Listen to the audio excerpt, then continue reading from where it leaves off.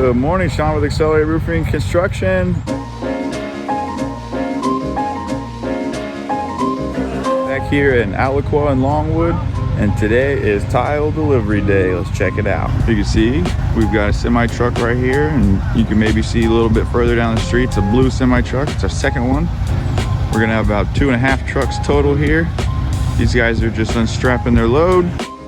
We're prepping the site here. We're gonna have this dumpster moved in about 15 minutes, as well as the dumpster on the right side of the house. And we're just gonna puzzle piece all this tile together. We've got about 35, 40 pallets total coming here. So we're just gonna take our time. That's why I'm here, to make sure this runs smooth. We get this tile exactly where it needs to be so we can access it when we need to get it up on the roof. We'll keep you guys posted and show you how all this tile ends up being laid out in the driveway.